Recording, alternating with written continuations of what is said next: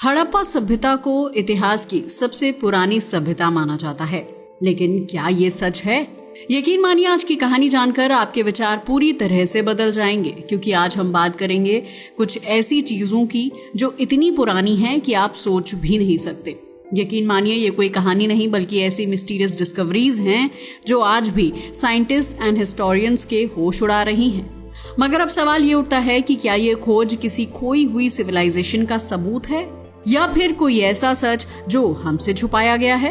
तो चलिए डिटेल्स में जानते हैं। सबसे पहले बात करते हैं द सुमेरियन किंग लिस्ट की।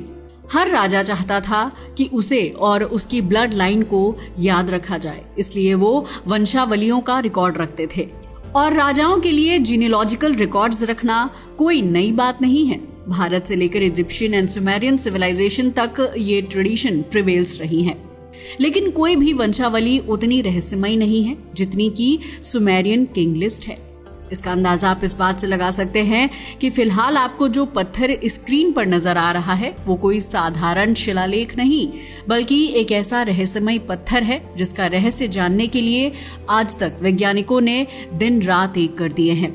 मगर इसके बावजूद वो इसका पूरा रहस्य नहीं सुलझा पाए हैं, क्योंकि ये ऐसा पत्थर है जिस पर लिखी बातों पर यकीन करना भी मुश्किल है। अगर इस स्टोन की बात करें तो इसे इराक के लारसा और निप्पुर इलाके में खोजा गया था। ये पत्थर क्ले स्लैब से बना है और इसका वजन करीब 10 किलो है।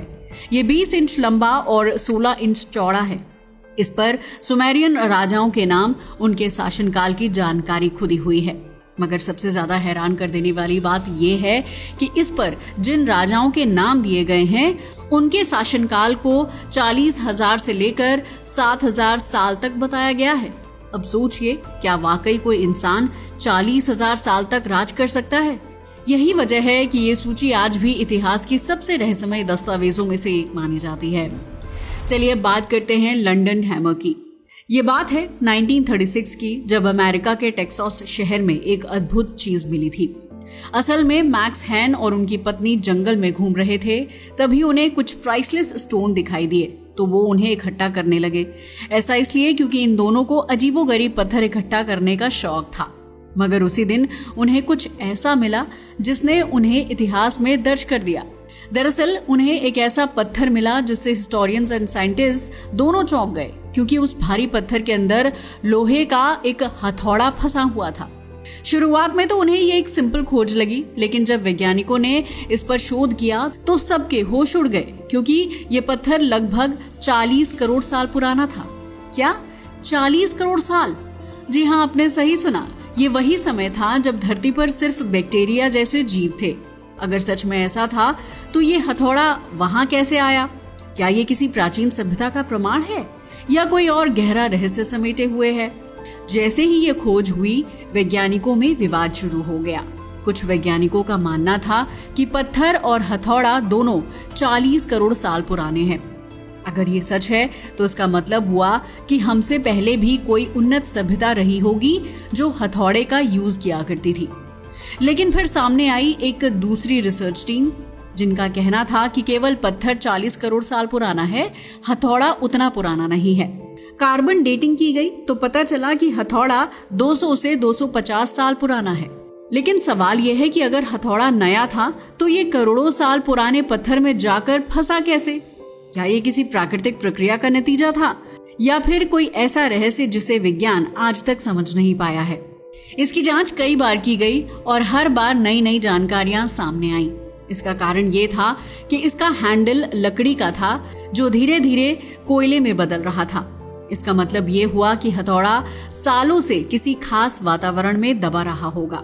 साथ ही इसका लोहे का सिर 96.6% आयरन, 2.6% क्लोरीन और 0.74% सल्फर से बना हुआ था। मगर सबसे हैरान करने वाली बात यह थी कि उस पर आज तक जंग नहीं लगी थी, जबकि आधुनिक युग में जो लोहे के औजार बनाए जाते हैं वो कुछ साल में ही जंग खा जाते हैं। साइंटिस्ट इसके बारे में अलग अलग बातें बताने लगे। एक और जहां कुछ साइंटिस्ट इस हथौड़े को किसी पुरानी और विलुप्त हो चुकी सभ्यता का प्रमाण मानते हैं, तो वहीं कुछ लोगों ने इसे समय यात्रा का सबूत तक बताया है। उनका कहना है कि शायद ये किसी टाइम ट्रैवलर के हाथ से गिरा हुआ हथौड़ा था। हालांकि मोस्टली लोग इसे केवल एक संयोग मानकर नकारते हैं, क्योंकि हो सकता है कि इस हथौड़े को कुछ 100 साल पहले बनाया गया हो, मगर किसी वजह से ये 40 करोड़ साल पुराने पत्थर में फंस गया हो। लेकिन यकीन से कोई कुछ नहीं कह सकता। आज भी ये हथौड़ा लंदन म्यूजियम में रखा गया है, जो विज्ञान के लिए एक पहेली बना हुआ है। मगर सवाल ये है कि क्या ऐसा पॉसिबल हो सकता है? वेल, इसका जवाब तो हमारे पास भी नहीं है। तो चलिए अब बढ़ते हैं आगे और बात करते हैं द शिगिर आइडल रशिया की। ये बात है सन 1890 की, जब रूस के साइबेरिया क्षेत्र में कुछ लोगों को एक मिस्टीरियस वुडन स्कल्पचर मिला था, जिसे नाम दिया गया शिगिर आइडल। ऐसा इसलिए क्योंकि ये शिगिर पीट बॉग जगह से मिला था। स्टार्टिंग में तो उन्हें ये एक साधारण लकड़ी की मूर्ति लगी, लेकिन जब इसकी जांच की गई तो पता चला कि ये कोई साधारण मूर्ति नहीं थी, बल्कि ये दुनिया की सबसे पुरानी लकड़ी की मूर्ति थी, जिसका अंदाजा आप इस बात से लगा सकते हैं कि जब इसकी पहली बार कार्बन डेटिंग की गई तो इसकी उम्र करीब 9000 साल बताई गई। मगर 2018 में नई तकनीकों के जरिए इसकी फिर से जांच की गई तो पता चला कि ये मूर्ति 12500 साल से भी ज्यादा पुरानी है। इसका मतलब ये हुआ कि ये पिरामिड्स से भी 7000 साल पुरानी है। इतनी प्राचीन कि जब इसे बनाया गया था तब दुनिया में आखिरी हिम युग समाप्त होने वाला था। वैसे अगर इसकी लंबाई की बात की जाए तो ये 2.8 मीटर लंबी है। जब इसे खोजा गया था तब इसके कुछ हिस्से पहले से ही नष्ट हो चुके थे। अगर इस मूर्ति की बनावट की बात करें तो इसकी सबसे बड़ी खासियत उस पर की गई नक्काशी है। असल में इस पर मानवीय आकृतियों, पैटर्न और कुछ आज्ञा प्रतीकों को उकेरा गया है। इसके साथ ही इसमें 11 चेहरे भी नजर आते हैं। इसके बारे में आज तक कोई निश्चित रूप से नहीं कह पाया है कि यह किसी प्राचीन देवता की मूर्ति है या किसी खोई हुई सभ्यता का कोई संदेश हो सकता है। लेकिन हैरान करने वाली बात यह है कि लकड़ी से बनी होने के बावजूद ये मूर्ति अब तक कैसे बची रही।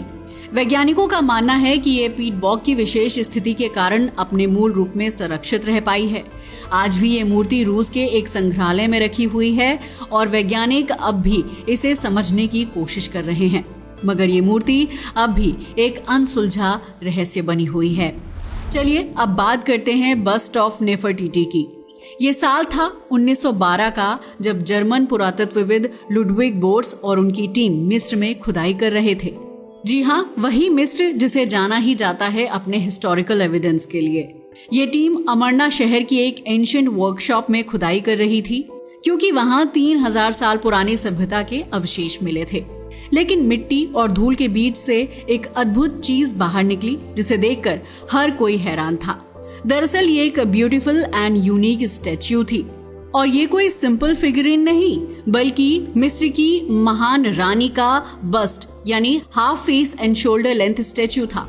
लेकिन सबसे हैरानी की बात यह थी कि ये मूर्ति इतने साल तक जमीन में दफन रही, मगर इसके बावजूद इसकी स्थिति लगभग परफेक्ट थी, ठीक वैसे जैसे किसी ने इसे अभी अभी तराश कर भूमि में दबाया हो।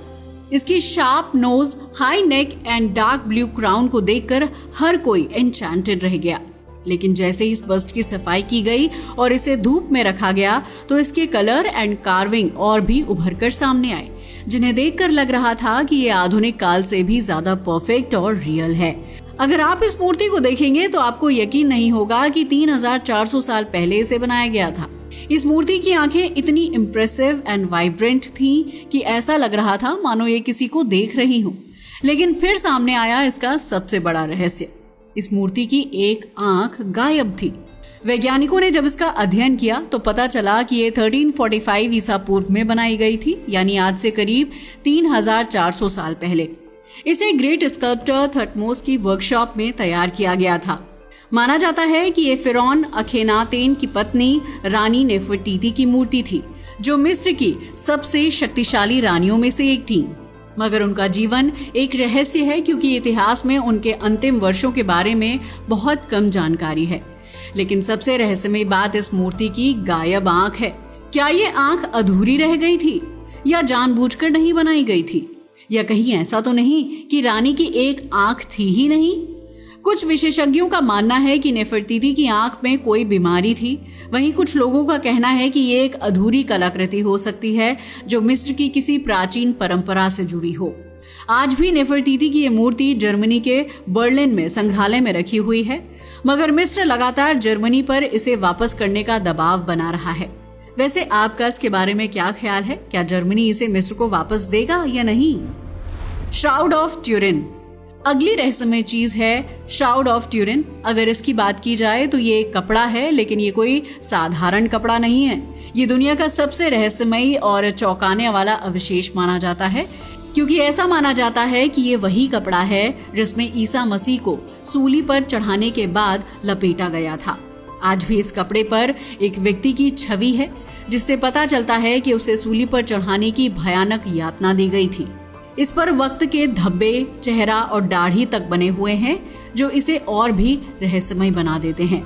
जब से इसकी खोज हुई है तब से माना जाता रहा है कि ये कपड़ा लगभग 700 साल पुराना है, क्योंकि 1988 में जब कार्बन डेटिंग टेस्ट किया गया था तब ये 13वीं या 14वीं सदी का बताया गया था। लेकिन हाल ही में कुछ ऐसा हुआ है जिसने इसकी उम्र को और बढ़ा दिया है। दरअसल इटली के वैज्ञानिकों ने एक नई तकनीक का यूज करके जब इसकी दोबारा जांच की तो पता चला कि ये कपड़ा 700 या 800 साल नहीं बल्कि 2000 साल पुराना है।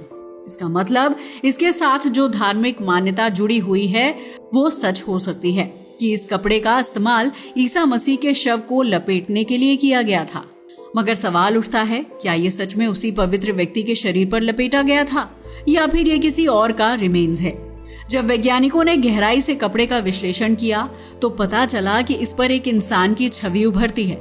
यही नहीं, इस पर जो खून के धब्बे पाए गए हैं वो पुरुष और शारीरिक यातना के दौरान शरीर से निकलने वाले खून से मेल खाते हैं। जब इसे एडवांस तकनीकों से जांचा गया तो ये साबित हो गया कि ये कपड़ा वास्तव में 2000 साल पुराना है, जिससे ये संभावना और बढ़ जाती है कि ये ईसा मसीह का अंतिम वस्त्र हो सकता है। हालांकि आज भी वैज्ञानिक और इतिहासकार इस विषय में एकमत नहीं है और बहस जारी है, मगर इतना तो तय है कि ये कपड़ा आज भी दुनिया का सबसे रहस्यमय अवशेष माना जाता है। आज ये इटली के ट्यूरिन शहर के कैथेड्रल में रखा गया है और आपको जानकर हैरानी होगी कि दुनिया भर से लाखों लोग इसे देखने आते हैं।